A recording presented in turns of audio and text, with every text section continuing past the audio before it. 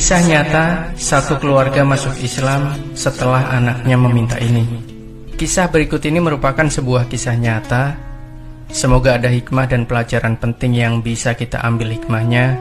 Sebuah perjalanan panjang sepasang suami istri yang telah Allah beri hidayah untuk menerima Islam dengan penuh keyakinan. Cerita ini bermula dari sosok Agnes yang merupakan wanita Katolik yang sangat taat dengan ajaran agamanya. Setiap hari ia selalu pergi ke gereja untuk berdoa bersama dengan keluarga besarnya. Agnes yang Katolik tersebut ternyata memiliki seorang kekasih bernama Martono yang beragama Islam.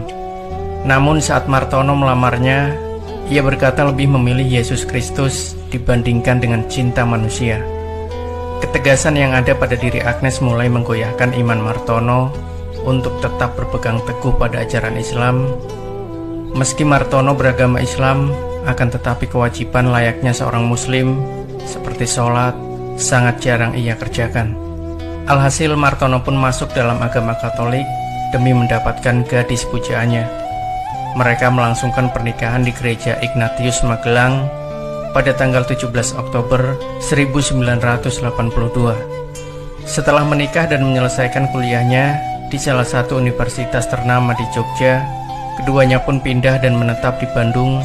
Tempat yang mereka pilih adalah kompleks perumahan yang di wilayah timur Bandung. Kebahagiaan kian dirasakan oleh kedua pasangan tersebut dengan hadirnya anak-anak mereka yang bernama Adi, Ica, dan Rio. Di tempat barunya tersebut, Agnes dan suaminya mulai aktif mengikuti berbagai peribadatan yang dilakukan di Gereja Suryalaya Buah Batu Bandung.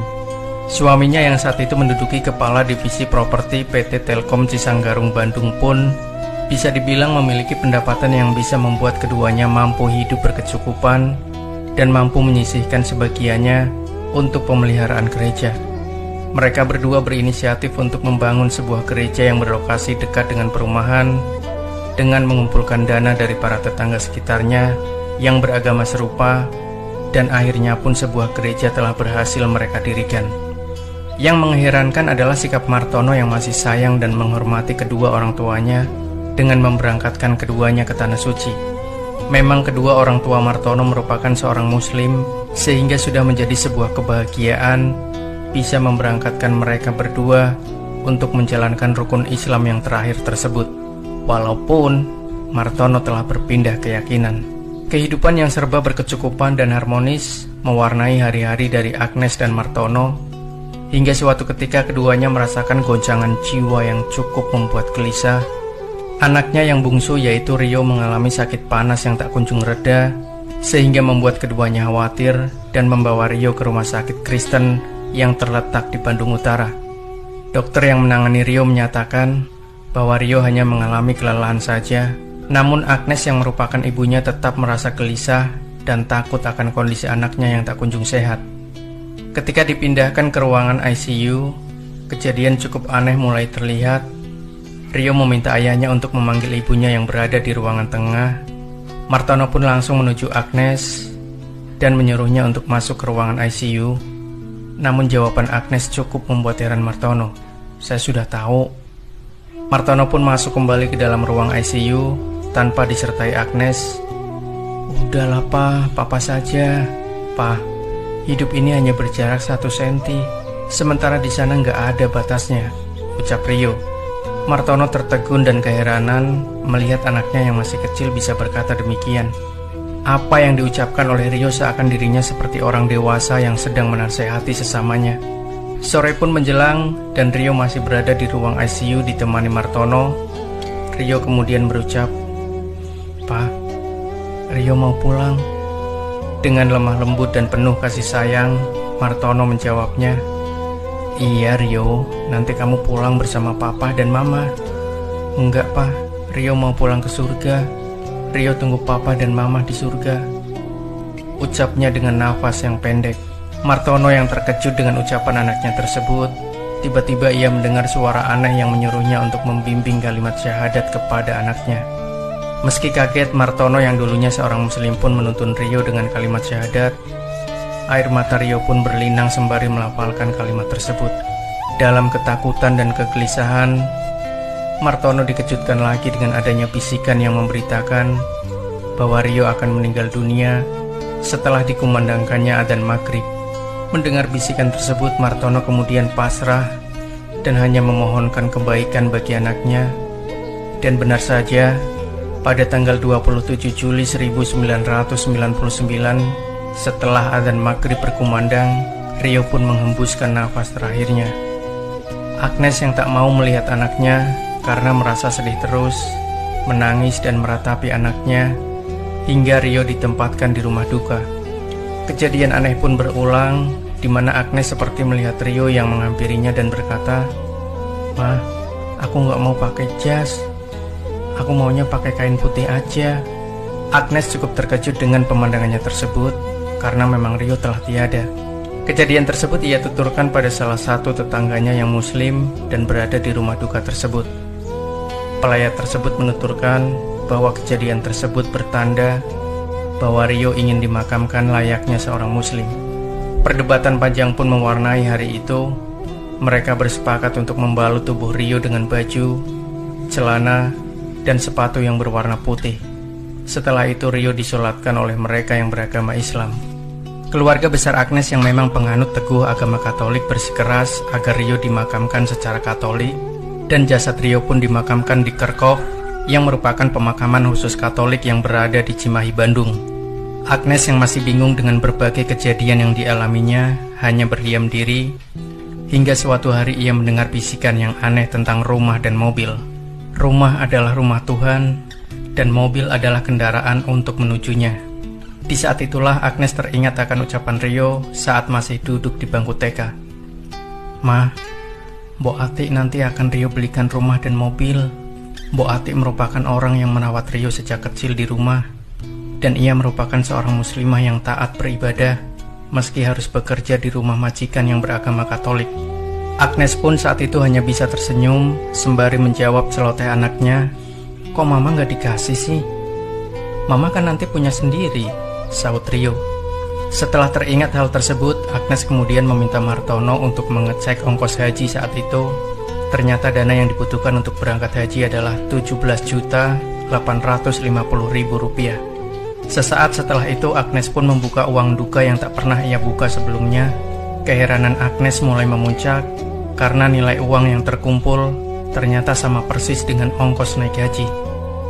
Agnes kemudian menggantikan ucapan Rio dahulu sebagai cara untuk memberangkatkan Mbok Atik ke Tanah Suci. Hari berganti hari, Mbok Atik pun berangkat ke Mekah untuk menunaikan ibadah haji. Suatu hari ia menelpon sang majikan yaitu Agnes sembari menangis dan menceritakan bahwa ia bertemu Rio di Mekah. Rio yang sudah meninggal tersebut berpesan bahwa kepergiannya tak perlu dipikirkan.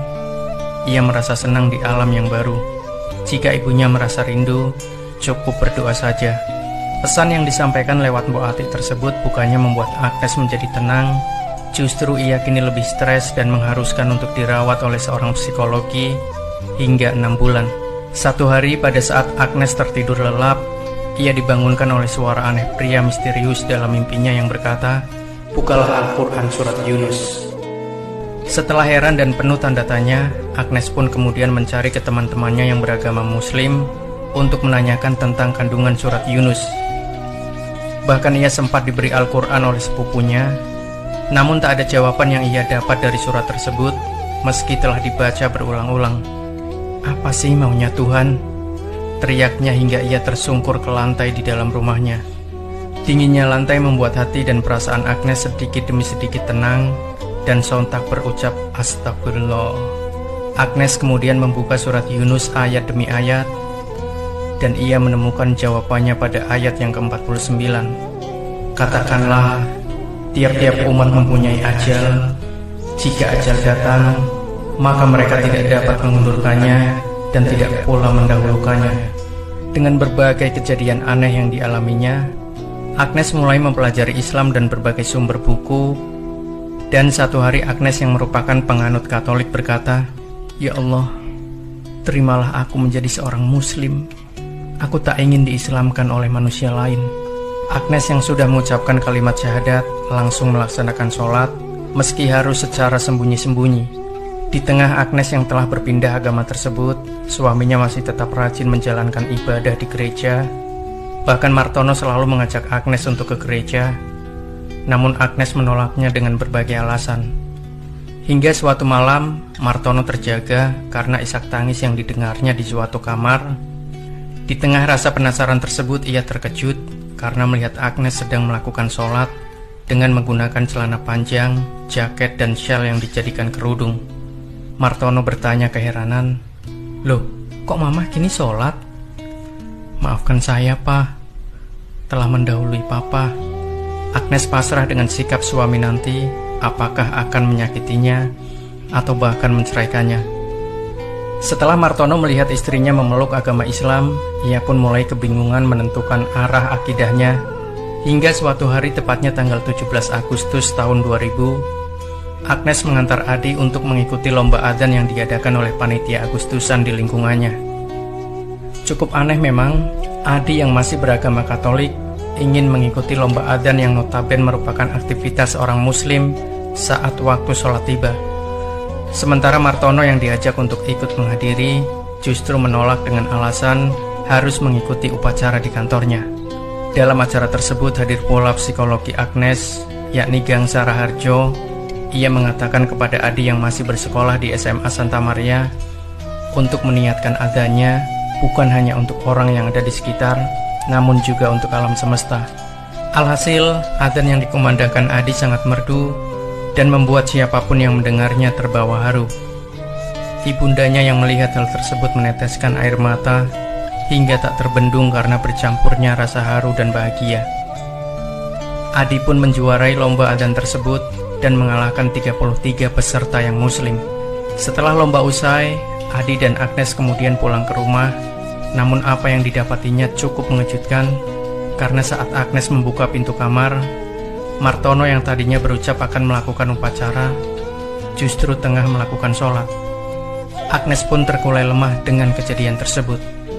Martono yang telah menyelesaikan sholatnya kemudian meraih tangan istrinya dan mendekapnya. Ia pun berucap, "Ma, Papa kini telah masuk Islam." Kesedihan bercampur haru membuat anak-anaknya mendengar dan mendekati keduanya. Dalam hidayah yang melingkupi orang tuanya, Adi dan Ica pun kemudian memeluk agama Islam.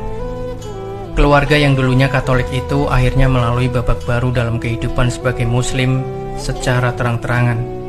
Bahkan Martono mewakafkan 7 hektar tanahnya untuk dijadikan pesantren Baitul Hidayah di Bandung. Subhanallah, ternyata hidayah Allah bisa datang pada siapapun dan lewat cara apapun. Allahu Akbar. Semoga kisah ini bisa memberikan inspirasi buat kita, bisa memberikan ibroh. Jangan lupa nantikan kisah-kisah terbaru dari kami selanjutnya. Sampai jumpa. Wassalamualaikum warahmatullahi wabarakatuh.